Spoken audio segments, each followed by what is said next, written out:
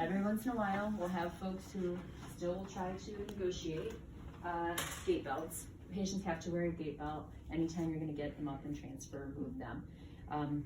I would say typically I would go lower, not higher on it. Like let's say they have a peg tube and they're like, oh, but it really hurts my peg tube, or it really hurts, I had abdominal surgery. I would usually go lower because really that's the area you're moving. And when you go higher, it tends to just slip up more and end up in their armpits. And you have a lot of nerves that travel through your arm or through your pits for sensation in your arms. So I try to avoid here, plus you don't get a lot of leverage here. But sometimes you might end up here. I've had folks with, you know, abdominal surgery and cardiac surgery and a hernia, and you know, really don't want that belt on.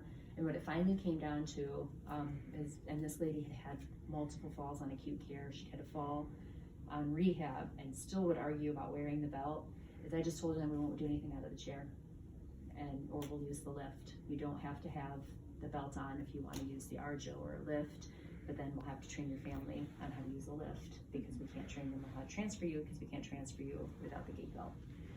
And you know, I don't really want to be argumentative with a patient, but when it comes right down to it, that's the rule. We can't transfer you without the belt unless you're independent. If they've been deemed independent, green socks, order written, they don't have to wear the belt.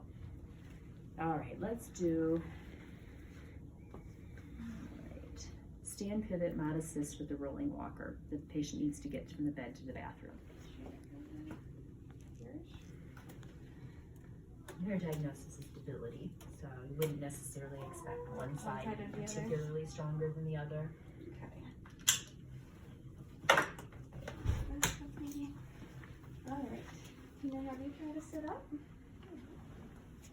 Good. And swing your feet over to the side, please. All right, now hang on while I put this seat belt on.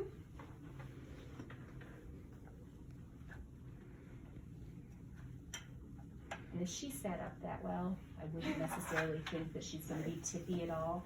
But if you were afraid at all that she was, sometimes those belts are tough because you can't really do them one-handed.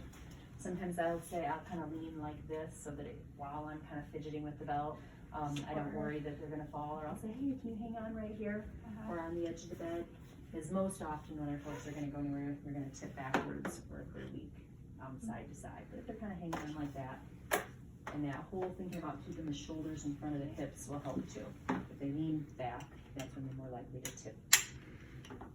But if you get it on, and I know patients aren't always happy about this, but I usually will make it pretty snug because when they stand or move, it tends to loosen up more. So if in sitting it's already loose, and standing it's for sure going to be loose. I'll sometimes also do this with my hand, if not all therapists do. It's kind of a personal preference because if I am here or here like that, I can take up that slap, so it doesn't move on them, but I have good control still too. It says stand pivot with the walker. So you've got the walker nearby too. Now where this comes into trouble, and I've seen in some of the transfer classes, is where do I stand if the walker is right here? Because you don't want to be like out here, and this is how I've seen some people stand. And that is a tough one. So I would get her to scoot forward a little bit more before I bring the walker close. And I'd stand probably like right here. And people always want that walker right up with them. It's okay to leave it a little out because you want them to lean forward to get to it. And if it's like right here, it does get hard for you. So we'd go here, and then I'd have them lean forward. Come on up. Okay.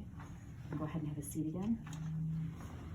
Now, have you been on the floors with patients yet? No. Okay, so mod assist, they'll say that you might have to give them like 25 to 50% assistance. So I want you to go ahead and let me do mod assist for you. So make me have to help you. Okay? So we kind of rock a little. We go 1, 2, and 3. So I had to give her some help, but not a ton. I'm close enough that if something went wrong, we just have her sit back down. Okay, now she's up. You feeling okay? I kind of got that leg rest away from the wheel. Now turn your feet and turn. Now go ahead and reach back and have a seat.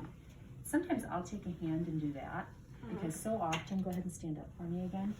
Go ahead and reach back and just kind of collapse like our patients. Yeah, they want to sit like that. Yeah. So just to make it easy, I'll say, okay, reach back. And I might just keep a hand here so that they can't just collapse down. It kind of eases them back. Yeah. And then sit back. And like I said, a lot of it has to do with just keeping those shoulders in front of the hips till she's down.